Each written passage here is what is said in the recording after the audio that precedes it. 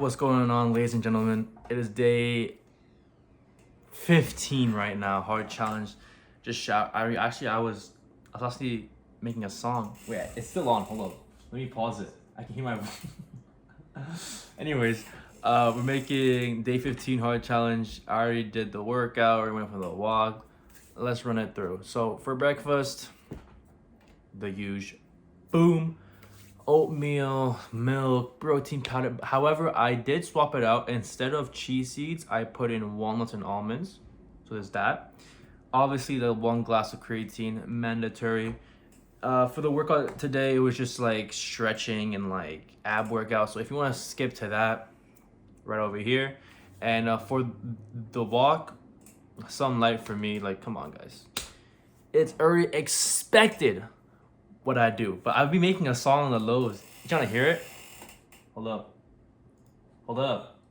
Remember that time when I first saw you, baby, I had to get to know you. Okay, it's kind of quiet here, but.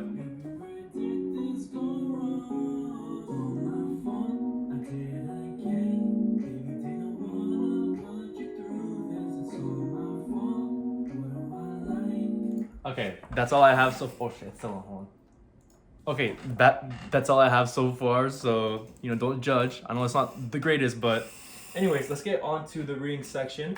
Every day we always do a question from the book. Yesterday it was. Oh my god, I forgot about. Oh yeah, yesterday it was. Do you trust yourself? Why or why not? Today, next question. Are you proud of yourself? Why or why not? Yeah, I'm proud of myself. I wouldn't say it fully though. This trend is making me look mad cool right now. I would say I'm pretty proud of myself. However, I do definitely work more about my habits, and like even today, like yeah, I'm posting every day, but there's still sometimes, and like I'm posting like I'm like eating like relatively clean, but there has been some times when I'm just kind of like saying something but I don't stick to it. Like yesterday, like I was my last stream, which was on Sunday. I was telling my boys that I was going to stream every day for at least 1 hour. Yesterday, I didn't stream for an hour. I was out of it because I finished at 8 o'clock. But no, oh my god, stuttering. No matter how I feel, I gotta just go through it. So there's that. But I would say I'm proud of myself for how far I came. I'm not gonna lie, like in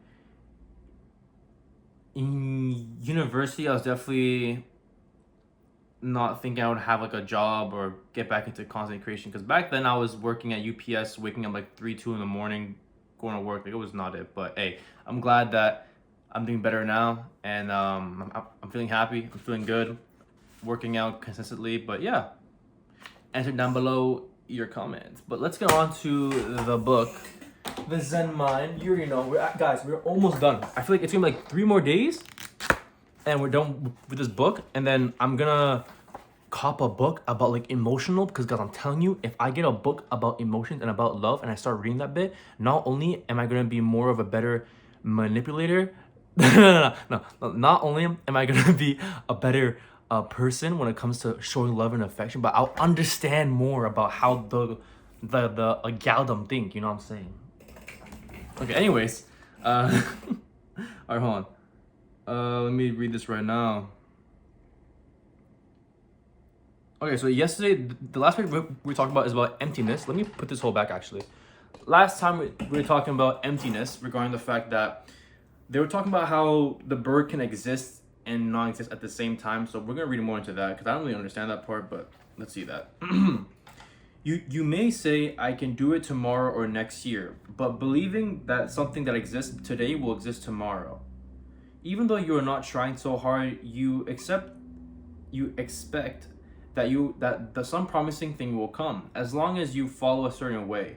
But there is no certain way that exists permanently. There is no way to set up for us. Moment after moment, we have to find our way, our own way. Some idea of I can't read. Some idea of perfection or some perfect way set up by someone else is not the true way for us. Each one of us must make his own true way, and when we do, that way will express the universal way. This is the mystery. When you understand one thing through and through, you understand everything. When you try to understand everything, you will not understand anything. The best way to understand yourself, and then you will understand everything. So when you try hard to make your own way, you will help others, and you will be helped by others. Before you make your own way, you cannot help anyone, and no one can help you. To be independent in this true sense, we have to forget everything which we have in our mind and discover something quite new and different moment after moment. This is how we live in this world. So we say true understanding will come out of emptiness. When you study Buddhism, you should have a general house cleaning of your mind. You must take everything out of your room and clean it thoroughly. Oh my room is actually a mess. Like here it looks kind of cool, but over there it's not so good. And clean it thoroughly. If it is necessary, you may bring everything back in again. You may want many things, so one by one you can bring them back. But if they are not necessary, there is no need to keep them. We see the flying bird, sometimes we see the trace of it. Actually, we cannot see the trace of a flying bird, but sometimes we feel as if we could. This is also good. If it is necessary, you should bring back in the feelings you took from your room. But before you put something in your room, it is necessary for you to take out something. If you do not, your room will be crowded with old, useless junk. We say, step by step, I stop the sound of the murmuring brook. When you walk along the brook, you will hear the water running. The sound is continuous, but you must be able to stop it if you want to stop it. This is freedom. This is re-entrench. Okay, I'm not going to touch it. Okay. One after another, you will have various thoughts in your mind, but if you want to stop your thinking, you can. So when you are able to stop the sound of murmuring brook, you will appreciate the feeling of your work. But as long as you have some fixed idea or are caught by some habitual way of doing things, you cannot appreciate things in its true sense. If you seek freedom, you cannot find it. Absolute freedom itself is necessary before you acquire absolute freedom. That is our practice. Our way is not always to go in one direction. Shout out to Harry. Usually if you go 1 mile to the east, it is the opposite of going 1 mile in the west. But if it is possible to go 1 mile to the east, that means it is possible to go 1 mile to the west. This is freedom. Without this freedom, you cannot be concentrated on what you do. You may think you are concentrated on something, but before you obtain this freedom, you will have some uneasiness in what you are doing. Because you are bound by some idea of what east or west, your activity in this dichotomy or duality. As long as you are caught by duality, you cannot attain absolute freedom and cannot concentrate. Concentration is not try hard to watch something. In Zazen, if you try to look at one spot, you will be tired in about 5 minutes. This is not concentration. Concentration means freedom. So your effort should be directed at nothing. You should be concentrated on nothing. In Zazen practice, we say our mind should be concentrated on your breathing, but the way to keep your mind on your breathing is to forget about yourself and just sit and feel your breathing. If you are concentrated on your breathing, you will forget yourself, and if you forget yourself, you will be concentrated on your breathing. I do not know which is first, so actually there is no need to try hard to be concentrated on your breathing. Just do as much as you can. If you continue this practice, eventually you will experience the true existence which comes from emptiness. Emptiness. So you gotta be like, true freedom. I'm trying to like go back to the point where it was saying, absolute freedom itself is necessary before you acquire absolute freedom. I want to go back to the part where like they were talking about some like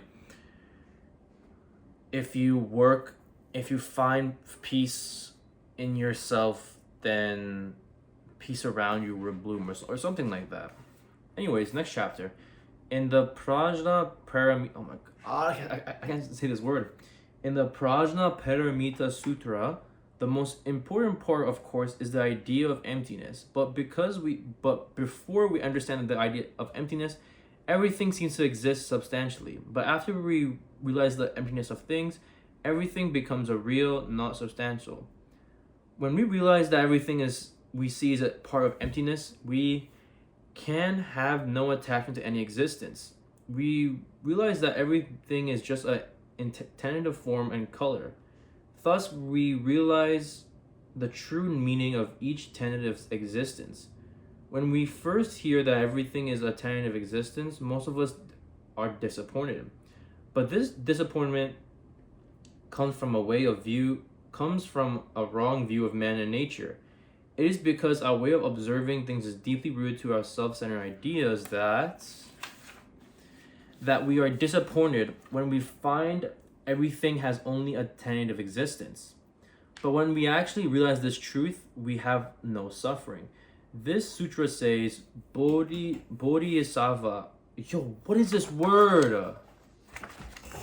Look at that. That like A1. Where is it?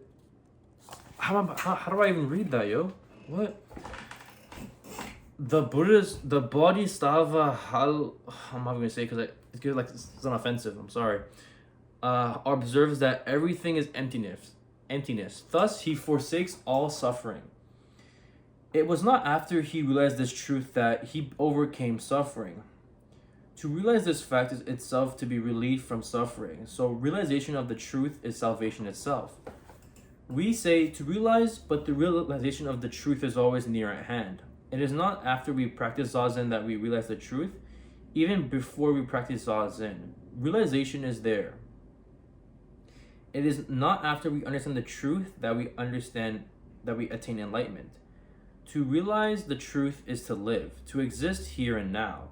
So that's what I'm saying, bro. Like, this book is high key just going over the same point of living, like being now in the moment. I feel like that's like, anyways. So it is not a matter of understanding or of practice. It is an ultimate fact. In this sutra, Buddha is referring to the ultimate fact that we always face moment after moment. This point is very important. This is Bodhisattva Zazen. Even before we practice it, enlightenment is there. But usually we understand the practice of Zazen and enlightenment as two different things. Here is practice, like a pair of glasses. And when we use the practice like putting the glasses on, we see enlightenment. This is the wrong understanding. The glasses themselves are enlightenment, and to put them on is also enlightenment. So whatever you do, or even though you do not do anything, enlightenment is there, always. This is Bodhidharma's understanding of enlightenment. You cannot practice true Zazen because you practice it. Bro, if you do not, then there is enlightenment and there is true practice. When you do it, you create some concrete idea of you or I. And when you create something particular idea of practicing or Zazen, so here you are on the right side and here is Zazen on the left. I'm not gonna lie, I'm reading it, but I'm not understanding it. Like, I don't know how to explain this. It's like, okay. So Zazen and you have become two different things. If the combination of practices you is Zazen, it is the Zazen of a frog. For a frog, his sitting position is Zazen. When a frog is hopping, that is not Zazen. This kind of misunderstanding will vanish if you really understand emptiness, because everything is always there. One whole being is not an accumulation of everything. It is impossible to divide one whole existence into two parts. It is always here and always working. This is enlightenment. So there actually is no particular practice. In the sutra it says, there are no eyes, no ears, no mouth, no tongue, no body, no mind. This no mind is Zen mind, which includes everything. The important thing in our understanding is to have a smooth, free way of observation. We have to think and to observe things without stagnation. We should accept things as they are without difficulty. Our mind should be soft and open through to understand things as they are. When our thinking is soft, it is called interpretable thinking. This kind of thinking is always stable. It is called mindfulness. Thinking which is divided in many ways is not true thinking. Concentration should be present in our thinking. This is mindfulness. Whether you have an object or not, your mind should be stable and your mind should not be divided. This is Zazen. It is not necessary to make an effort to think in a particular way. Your thinking should not be one-sided. We just think with our whole mind and see things as they are without any effort. just to see and to be ready to see things with our whole mind, is Zazen practice. If we are prepared for thinking, there is no need to make effort to think. This is called mindfulness. Mindfulness is at the same time wisdom, but by wisdom we do not mean some particular faculty or philosophy. It is the readiness of the mind that is wisdom. So wisdom could be various philosophies and teaching and various kinds of research and studies, but we should not become attached to some particular wisdom, such as that which was taught by Buddha. Wisdom is not something to learn.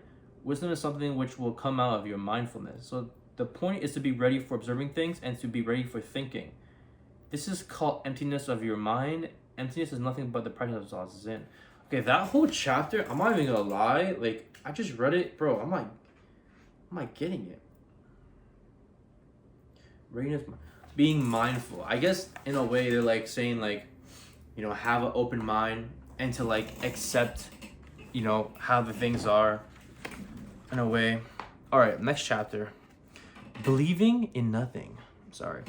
I discovered that it is necessary, absolutely necessary, to believe in nothing.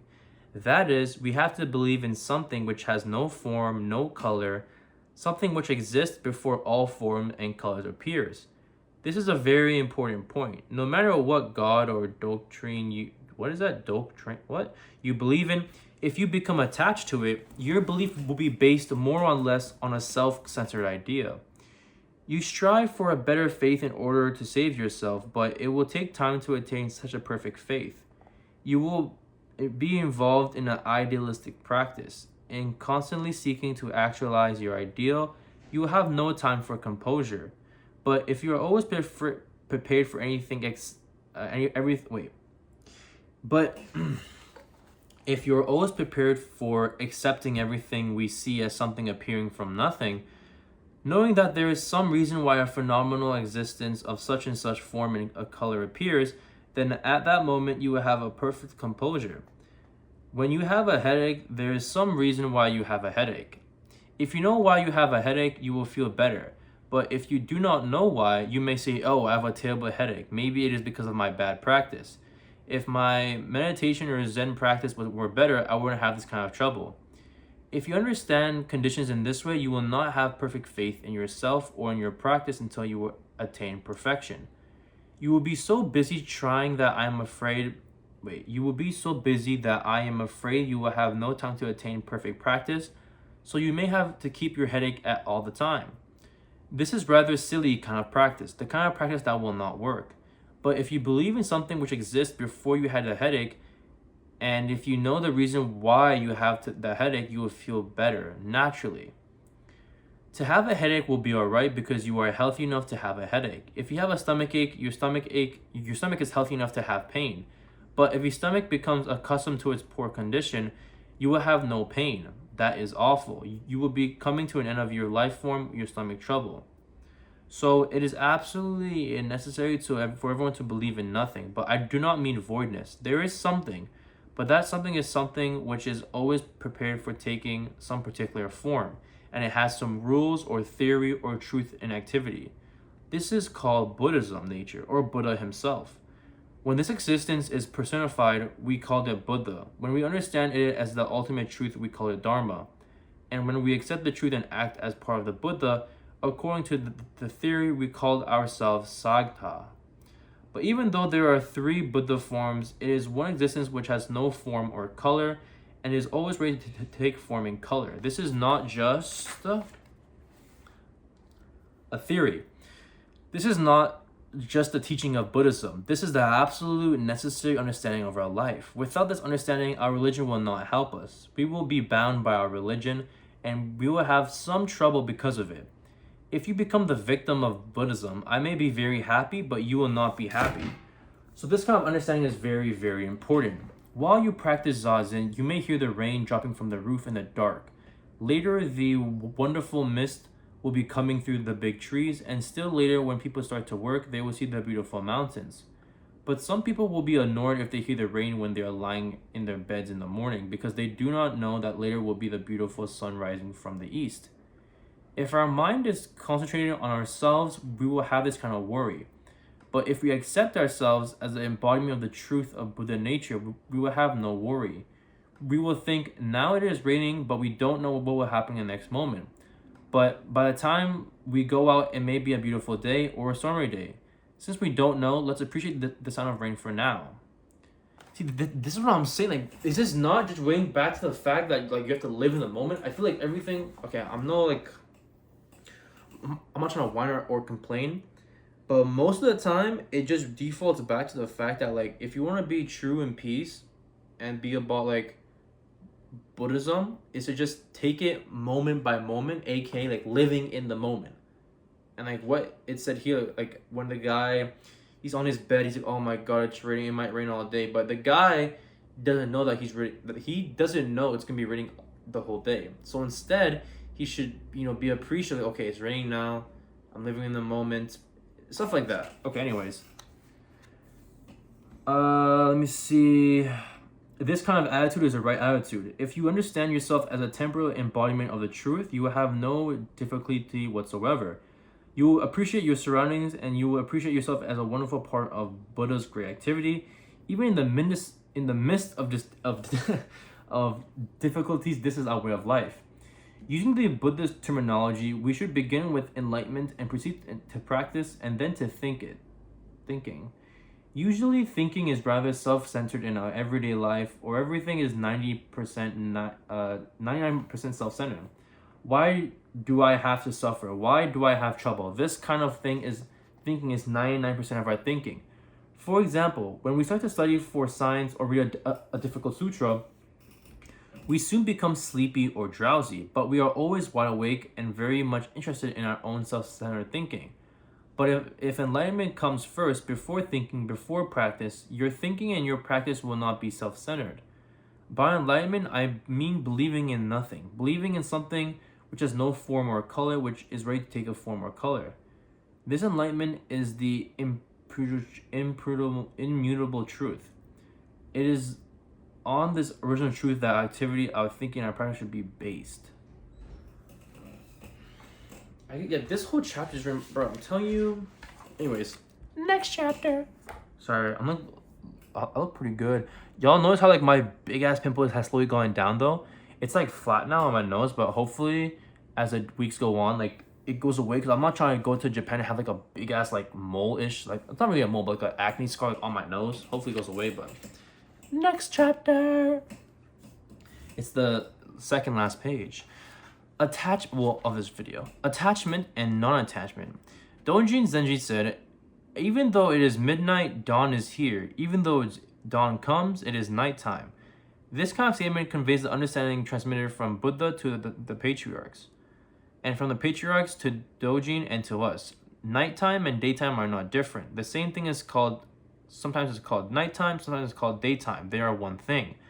Zazen practice and everyday practice are one thing. We call Zazen everyday life and everyday life Zazen. But unusually, we think now Zazen is over and we have to go everyday activity. But this is not the right understanding. They are the same thing. We have nowhere to escape. So is activity. There should be calmness, and in the calmness there should be activity. Calmness and activity are not different. Each existence depends on something else, strictly speaking. Alright, last page of the chapter, boys and girls and other genders out there, I don't judge. There is no separate individual existences. There are just many names for one existence. Sometimes people put stress on oneness, but this is not our understanding. We do not emphasize any point in particular or even oneness. Oneness is valuable, but variety is also wonderful. Ignoring variety, people emphasize the one absolute existence. But this is a one-sided understanding. In this understanding, there is a gap between variety and oneness. But oneness and variety are the same thing. So oneness should be appreciated in each existence. That is why we emphasize everyday life rather than the particular state of mind. We should find the reality in which each moment and each phenomenon. This is a very important point. Doji Zenji said, although everything has Buddha nature, we love flowers and we do not care for weeds. This is the true of human nature, but we are attached to some beauty is itself Buddha's activity. That we do not care for weeds is also Buddha's activity. We should know that if you know that, bro, I'm so confused. We should know that. If you know that it is all right to attach to something, if it is Buddha's attachment, that is non-attachment. So in love there should be hate or attachment or non-attachment.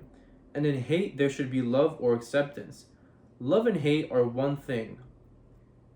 We should not attach to love alone. We should accept hate. We should accept weeds, despite how we feel about them. If you do not care for them, do not love them. If you love them, then love them. Usually you criticize yourself for being unfair to your surroundings. You criticize your unaccepting attitude, but there is a very subtle difference between the usual way of accepting and a way of accepting things. Although they may seem the exact same, we have been taught that there is no gap between nighttime and daytime, no gap between you and I. This means oneness. But we do not emphasize that even oneness. If it is one, there's no need to emphasize one. So that was the last chapter. That was 110. I'm trying to wrap my head around it. The last part, there is no one. He was saying that there in daytime there's nighttime and nighttime there's daytime. Everything is oneness. But if there is oneness, then you shouldn't be talking about the one thing. Because for example, if you get a coin and you put daytime on heads and nighttime on tails, you flip that bit. At some point it's gonna land on one side facing upwards, but they're both two sides of the same coin. Well, that was the reading session for today, guys. Thank you guys for being in tune. This is 148 pages, so 3 more days until the book is done. I'm just gonna go on Amazon and look for some books regarding emotional and feelings and all that good stuff. So if you have any recommendations, let a brother know. I'm trying to be a master at emotions and trying to understand, what I'm saying, love and all that kind of stuff. But hey, thank you guys for watching the video. It's on to the workout, abs and stretching. Okay, starting off with the stretches. You already know the deal. Making sure that my ass is, bro, I always say it, but goddamn, bro. But anyways, making sure that we stretch out the glutes, because I be sitting down a lot on my job. Now we're doing some groin stretches, making sure that I push. I never had a groin injury, praying that I don't, but I've seen it that it can be really painful. So gotta make sure that the groin is all right. And what I'm saying, gotta make sure I hit the weight. Anyways, butterflies. Now we're doing some stretching over here, touching toes. What I'm saying, something light for me. Actually, it wasn't. This should actually hurt. It's my hamstring and underneath my knee, bro. That shit was hurting. Other side, not too shabby. Man, I'm not gonna lie. I was doing this and bro, my lower back was feeling cooked. And then now we're just doing some toe touches, or at least trying to. At least I can tap it back, bro. I think I can hold it for maybe 3 seconds and I'm gone. I'm done. Now doing some 90-90s, the huge, making sure the hips are loose and strong. This isn't really a strong, like a strengthening one, but more just to get the hips all loosened up. But hips loose, feeling really good about it. And then now we're doing some, what is this? Oh, just doing side to side, not too bad. Making sure I actually touch and hold my toes. Okay, pause on this. But holding this position, it stretches out your quads. And if you guys sit down for a long period of time, I highly recommend doing this, because there's that. Now we're doing some calf stretches. Good thing the camera isn't going up my ass. It's just legs. And now we're doing this stretch. It's good for if you have sciatica, which I used to have back then, which is crazy. But just holding this out, not too bad. I felt this a lot in my glutes and in my hips, not gonna lie. So that side we swap over to the next side as well, which I hope it's now. Hello, Parag switch. Okay, there we go. Okay. So then we're holding that. And I'm not gonna lie, guys, at the end, I do the cat and dog pose, or the cat and cow pose. Listen, it's not sus. It's all for the lower back. Okay, pause. This is all for the lower back. So don't be trying to. Anyways, this position. Okay, whoa, this is a kind of a crazy angle, but basically, I'm just in my pigeon position, stretching. I'm saying, making sure that the hips is all Gucci and bougie, feeling good, laying down, laying low, It's not that bad, but I was like on my phone watching TikTok at the same time, so the stress wasn't that bad, but you know, it's not that bad. Anyways, now we're gonna be moving on to me like standing up and stretching. So there we go, doing some like hip turns, you know what I'm saying? Arm stretching, triceps, and all that good stuff. Making sure that my, you know, I like bend backwards too as well. Well, soon. Yep, there we go. Just make sure everything's not good. Shoulders are intact. Everything's all loose. We're trying to be loose. Now we're doing some stretching up and downs. Yep, for a few times. I'm not gonna lie. If y'all can't touch your toes or can't touch the ground, yo, tee up. You gotta get your flexibility and your hamstrings loose. But yep, just making sure that that's all on lockdown. Now we're doing some hip ups or knee ups, feeling good. And the next one is like for your hips, bro. I felt it in my that one right there, bro. I felt it in my butt. I pulled it a little too hard. But hey, that is the stretching. Now for some workouts, just doing some sit-ups. If y'all don't know, new viewers, I always do 2 sets, but I just film the first set because the video is long enough. So we're doing some casual. It's not too shabby. Then we're doing some more sit-ups, but just like a variation of it, doing cross. And then we always ended off doing some side plank holds. You know, something light for me. Not gonna lie though, I'm like looking at these videos, I'm like so tan. Anyways, that's the workout for today. Hey, thank you guys for watching. It's time to get onto the picture of myself and the eats for today. Boom! I'm looking kind of clean with the hat. No, I'm looking kind of clean with the hat. Anyways, not feeling good, not too shabby. And then for lunch, I had like my mom made some chicken and some like cabbage stuff. That shit was fire. So I had some of that. And let's go on to the dinner, shall we? Okay, and for dinner, same thing. I had some chicken curry that my mom made, and we had some noodles. I'm not gonna lie, now that I'm looking at all the meals I had today, yeah, it's a lot of protein. Yeah, there's some carbs, but man, I'm kind of lacking in the vegetable department. Yeah, this plate got some red beans in that, but nah, okay. Like starting tomorrow, I'm gonna be eating healthier because like this is the last meal of the day for today. It's currently 7:01 p.m. Eastern time. You know, usually I post late in the day, but that's because I work. On my days off, usually I eat earlier, unless I go out. But yeah, and that's the dinner for today. Thank you guys for watching this video. It's been day 15 of the hard challenge. I'm still going through, pushing it through. Hey, follow, subscribe, all that good stuff. Your boy did stream today, a little 2.5 hour stream, something light for me. Hey, streaming, more videos on the way. Thank you guys for watching. I love you guys. On to the next.